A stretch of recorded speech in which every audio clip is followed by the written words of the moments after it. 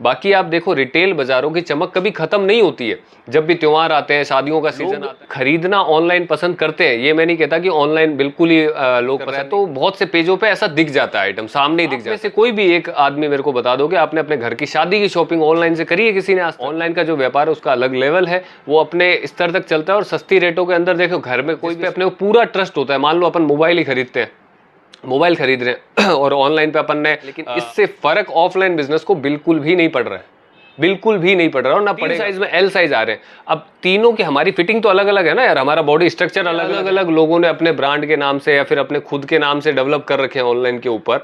तो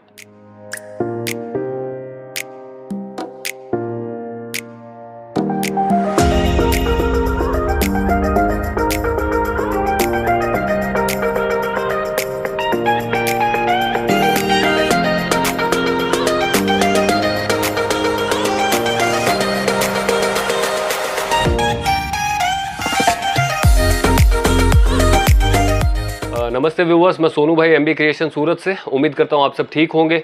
आज बहुत ज़बरदस्त वीडियो है यार, क्योंकि आज का मतलब मेन मुद्दा भी ये है आजकल की ऑफलाइन व्यापार और ऑनलाइन व्यापार, जैसा आपने थंबनेल में भी देखा है। क्योंकि ऑनलाइन व्यापार आने के बाद से कई लोगों को ऐसा लगता है कि यार ऑफलाइन जो बिजनेस है, जो रिटेल दुकानों की जो चमक है वो चली जाएगी। और अधिकतर लोगों की शिकायत रहती है, मेरे पास भी जो कस्टमर आते हैं वो भी ये चीज़ बताते हैं मेरे को कि यार ऑनलाइन व्यापार से कंपेयर करते हैं लोग कि भाई ऑनलाइन पे इतना सस्ता मिल रहा है, जबकि मतलब लेना भी नहीं चाहते वहाँ से। मतलब अभी जैसे अपन खुल के बात करते हैं इसके बारे में कि भाई ऑफलाइन बिजनेस खत्म तो नहीं हो जाएगा कहीं इसके चक्कर में, ऑनलाइन बिजनेस के चक्कर में, तो अपन खुल के बात करते हैं कि देखिए इसमें डरने जैसी कोई बात है नहीं। पहली बात तो ऑनलाइन बिजनेस एक अलग लेवल का बिजनेस है, ऑफलाइन बिजनेस एक अलग लेवल का बिजनेस है। ऑफलाइन बिजनेस के अंदर हमेशा क्या होता है, रिटेल दुकानें हैं, शोरूम है, उनकी भीड़ कभी आपने कम होते हुए देखी है अपने एरिया में? किसी भी एरिया में, इंडिया के किसी भी कोने में रिटेल जो बाजार होता है, हर सिटी का एक रिटेल बाजार होता है, उस रिटेल बाजार के अंदर कभी भी आप जाओ आपको भीड़ दिखेगी। देखिए सीजन का टाइम या फिर मंदी का जो टाइम होता है वो एक इफेक्ट पड़ता है, जैसे संडे को ज़्यादा भीड़ है, सैटरडे को ज़्यादा भीड़ है, या मंगलवार बुधवार को कम भीड़ है, वो तो एक हमेशा चलती है, हमेशा से चलती है, ये तो उससे डरने की ज़रूरत है नहीं।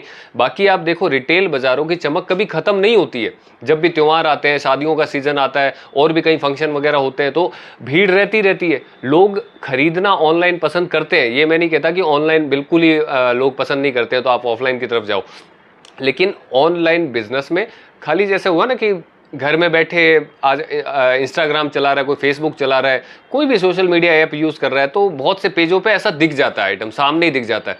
क्यों? बहुत से लोगों ने बना रखा है। अब आधे लोगों ने तो सिर्फ बेवकूफ़ बनाने का धंधा ही चालू कर रखा है। उस पर कोई प्रोडक्ट जाता नहीं है, कोई कुछ नहीं जाता, और 200-500 हज़ार रुपये क्या है ना, कोई भी बैठा बैठा पीस ऐसा दिखता है एक्स्ट्रा ऑर्डिनरी कि यार ये तो 500 में बहुत ज़बरदस्त मिल रहा है, तो मन करता है कि चलो डाल देते हैं, ले लेते हैं रिस्क। 500 ही तो है, 400 ही तो है, तो वो क्या होता है ना, एक बार डाल तो देते हैं। अब वो आधे लोग ऐसे होते हैं जो प्रोडक्ट भेजते ही नहीं है, खत्म करने, और 400-500 के लिए कोई लड़ता भी नहीं है। तो ये ऑनलाइन बिजनेस की एक अलग गणित होती है, ठीक है। तो वो चल रहा है, अपनी जगह पे है। अब लेकिन कभी आपने ऐसा देखा है कि अपने घर की जैसे शादी होता है या फिर कोई फैमिली फंक्शन होता है, साड़ियों की ज़रूरत है, सूट की ज़रूरत है, कुर्तियों की ज़रूरत है, या कोई भी कपड़े की ज़रूरत है, ऑनलाइन से कभी खरीदा है आप लोगों ने? आप में से कोई भी एक आदमी मेरे को बता दो कि आपने अपने घर की शादी की शॉपिंग ऑनलाइन से करी है किसी ने आज तक? कोई नहीं करता है। क्यों? क्योंकि उस टाइम अपन क्वालिटी में विश्वास रखते हैं, अपने को देख के लेना है, आगे देना है, संबंधी है, फ्रेंड सर्कल है, रिलेटिव है, रिश्तेदारों को देना है, वो चीज़ तो अपन देख के लेते हैं। तो ये फैक्ट होता है इस चीज़ का। ऑनलाइन पे फोटो बिकती है और ऑफलाइन के अंदर क्वालिटी बिकती है।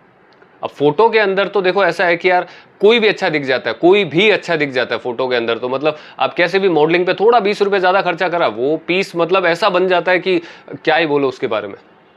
तो ऑफलाइन जो व्यापार है वो कभी ख़त्म नहीं होगा ऑनलाइन की वजह से।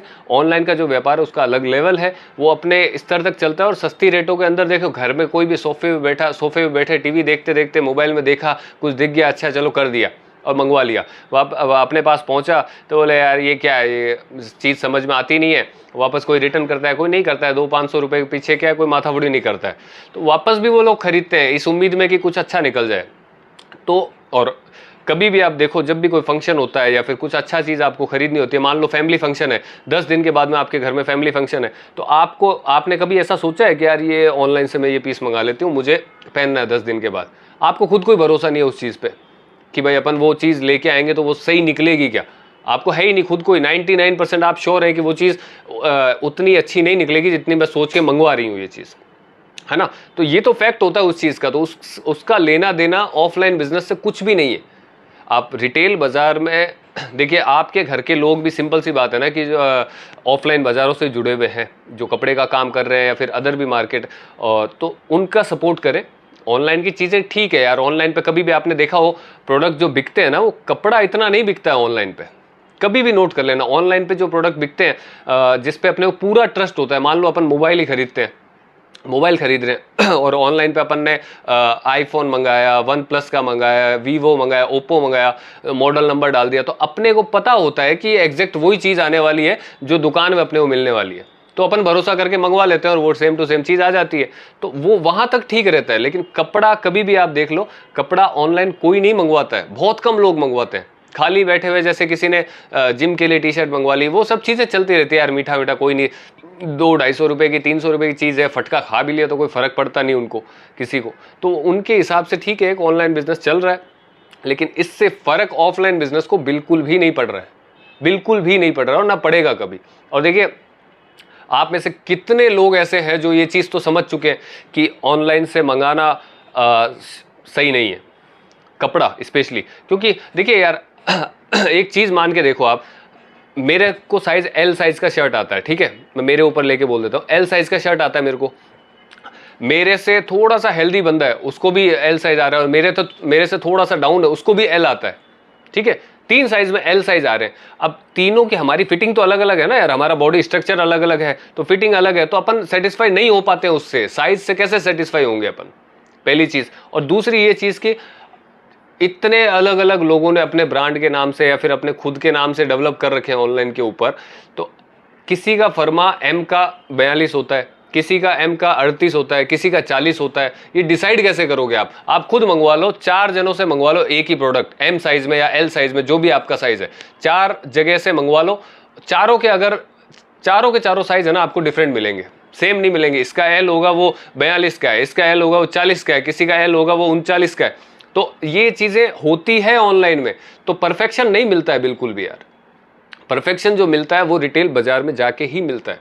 और ये चीजें ना आप सब लोग अच्छे तरीके से जानते हो, आपने अपने घर की शॉपिंग कभी भी ऑनलाइन से नहीं करी है, आपने मंगवाया तो क्या मंगवाया, कोई पर्टिकुलर चीज जिसपे अपने को भरोसा होता है कि हाँ सेम टू सेम वही आएगी, तो वही चीज़ें अपन मोस्टली मंगवाते हैं। बाकी कपड़े इतने ज़्यादा मुझे नहीं लगता है। हाँ ठीक है, इंस्टाग्राम चलाते हो, कोई लेडीज़ बैठे हैं, कोई पेज पे दिख गया, मंगवा लिया, अच्छा लगा, मंगवा लिया।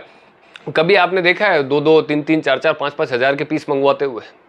कभी भी देखा है?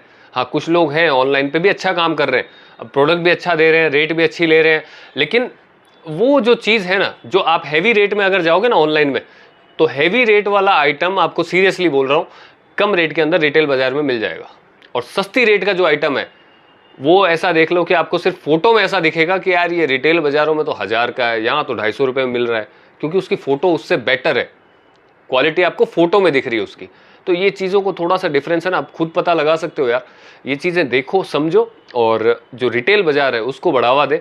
उससे क्या होता है ना कि देखो ये चीज़ें नॉर्मली है यार, ऑनलाइन पे आप किसको क्या पहचान पाओगे, कौन क्या भेज रहा है क्या नहीं है। चलो ठीक है, जानी मानी जो साइट है उस पर आप बड़ी बड़ी जो साइटें हैं और ट्रस्टेबल साइट है उन पे आप चलो रिटर्न भी कर देते हो और भी कर देते हो, लेकिन फिर भी आप कभी 5-5, 10-10 हज़ार के सूट क्यों नहीं मंगवाते उन साइटों से भी?